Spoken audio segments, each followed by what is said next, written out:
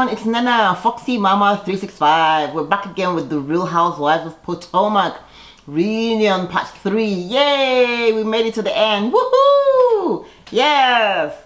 So anyway, trades. Oh, I love my extensions. Today's episode is sponsored by Popular and Pink Lashes. We also do hair as well. This is absolutely beautiful, gorgeous. So this is the blonde wig. And hit them up. www.popularandpink.ca. Okay, let's keep it pushing. So the men are coming out, right? And it's like, okay, finally the men are out, so what's gonna happen? I just really like how Andy eases them in, because initially the women were like, from last episode, the women were like, you know, they were going back and forth and it was so much drama, and they're like, okay, the men are here, Michael is up there looking at everybody. So I kind of like how Andy eases the men in, you know, like, hey guys, how are you guys? What's going on with you? You know, you're talking about kissing and Karen being a great kisser, and she was like, trying to show us how to suck the tongue, and I'm like, no thanks. No thanks. That's not how to spice it up, okay? You can go to the sex shop and get some toys, okay? There's so many other things out there that people do. Balls, kegel, there's so much. Trust me, Karen, a trip to the store won't hurt you, okay? So we have Ron, Robin, and they're asking about if they're going to ever remarry, and Andy's telling Juan that Robin wants to get married in about 1.5 years, and Juan is like, yeah, that sounds about right, that they're heading in the right direction, so yeah, why not? And they were talking about the threesome with Katie, and Juan is like, hell no, not with Katie. Yeah, threesome, yes, but somebody else, definitely not Katie. And they were like, ooh, Juan, what the hell? Anyways, you see Karen advising and saying, look, if it ain't broken, no need to fix it, okay? If they are happy in your relationship and it's working right now, if you might think about not really getting married and just, you know, let it work the way it is. And I guess Robin really would like to put a ring on it. That's pretty much all it is. So they ask Ray about his tax situation, and he says, it's all in the rear view mirror, okay? So he's happy to be back in Potomac, and obviously getting back into Potomac was his idea, but he's like, well, he still wants to go to Miami, Florida, okay?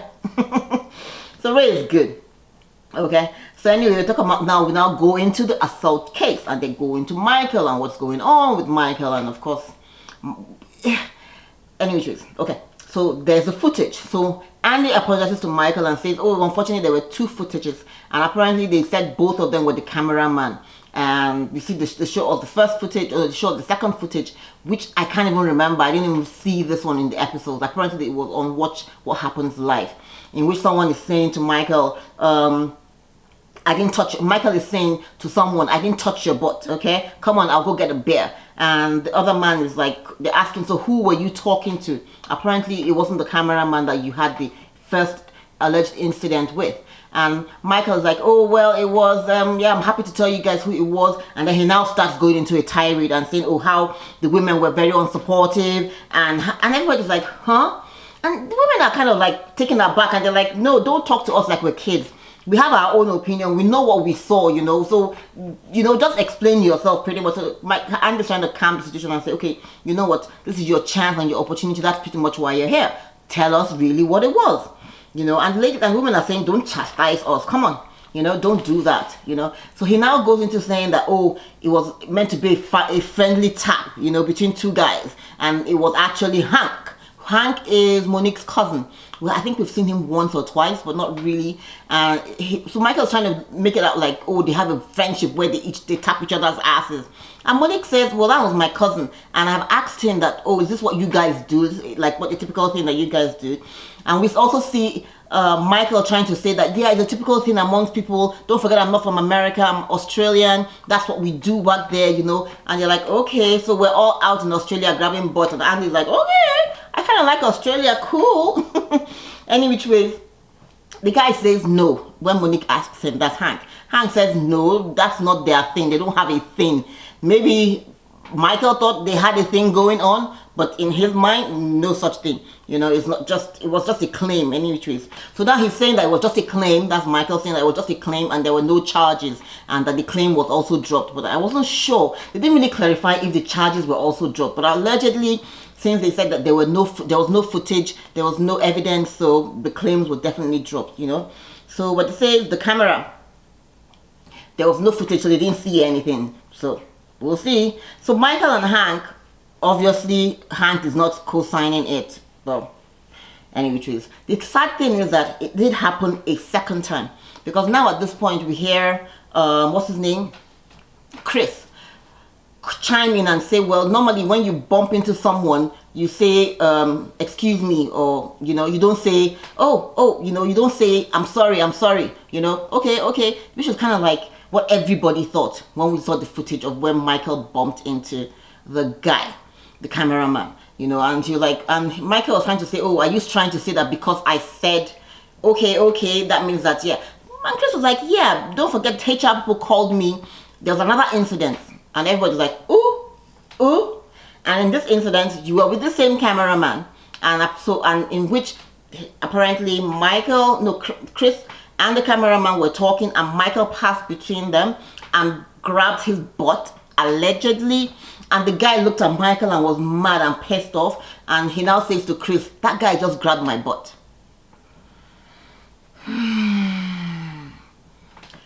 Michael, you said it on camera that you would want to grab Ray's butt.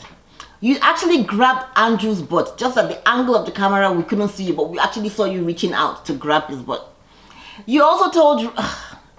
listen, if it quacks, smells, looks like a duck, it probably is a duck, okay? It might be an Australian thing, but it's the way Michael is going about it. Like, if he had just come out and said, hey, look, I probably did this, but it was meant in a friendly gesture that this is, and it could have probably been a better situation.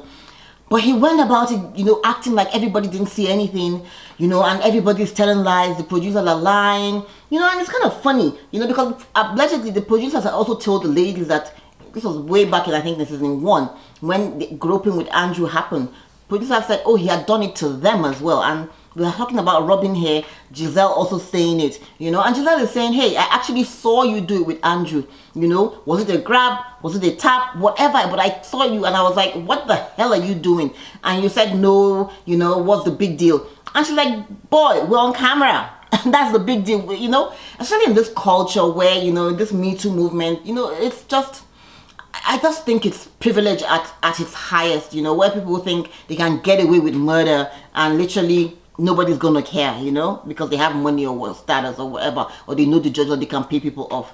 It was just so wrong. Anyway, Giselle and Robin have heard the rumors, and producers have said he has done it before, and Michael is pretty much just saying, no, that's not true. She did see it, but they didn't have a conversation. So he's kind of like making her out to be a liar, or making her out to not actually have, had a confrontation with him. Anyway, Michael says to Ray, Robin says to Ray that he will grab his butt, and everybody's like, yeah, you did actually say that, right? Anyway, Karen speaks up for rape victims, and Ashley, says also at the same time, people can be rape victims, but sometimes you have people that actually extort people, which is actually true, so it's a balancing act. We have to be careful and listen to both sides, and usually hope that there's evidence out there, Anyways, the night of the party, what really happened? So we see Michael talking and saying to Juan and Robin, I love you, Robin, I love you, Juan, and everybody like, because at this point it's just looking so suspect.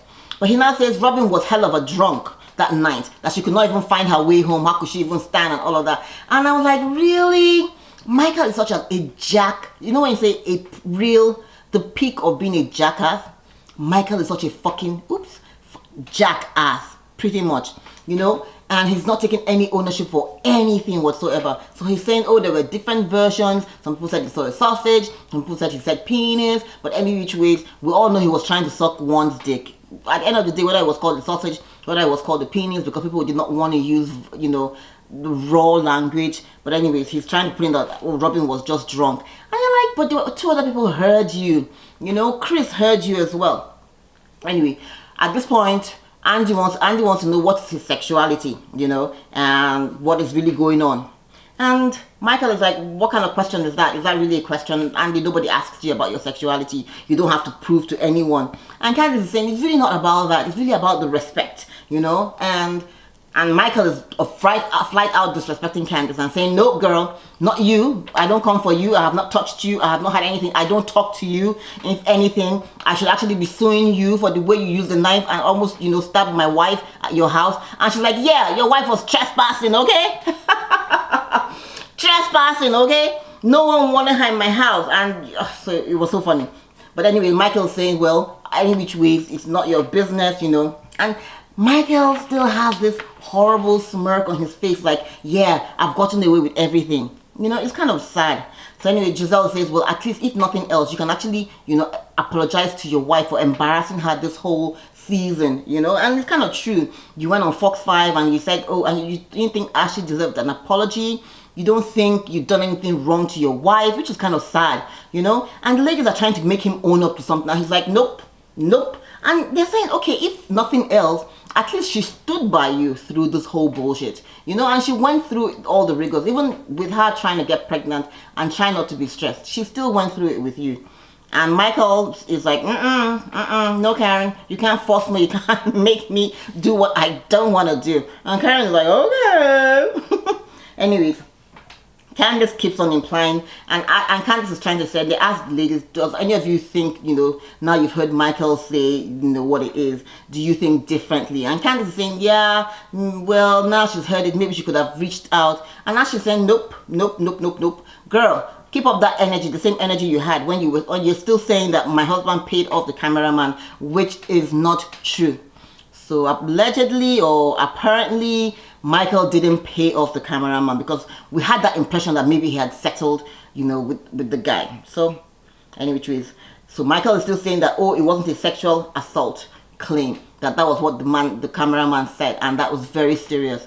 And they are saying, yes, it is a sexual assault claim because you touched him, you grabbed him, any physical, touch, especially around the genitals that is not warranted or wanted is sexual assault. So Andy's like kind of teaching him, and he's kind of acting like nothing happened and every other person is just crazy, pretty much, So everybody's just done, and everybody's just done, and he's like, oh, don't talk. And we see Chris also stepping in to say, hey, you want to have your own opinion, but you don't want the rest of us to actually have our own opinion and tell you what we think. And he's like, no, because I don't care about you. I don't care about Candace. I don't know.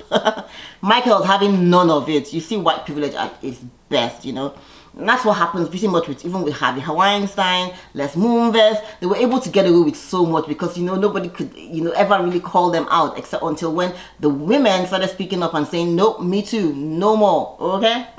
Anyways, we see Ray stepping in. Big Daddy Ray steps in to say, I did hear something about Michael saying he was going to grab my ass or something, yeah? Then they showed a clip. And I'm like, yes, all this is really on tape. Well, Michael said he will grab Ray's ass to kind of make up with him.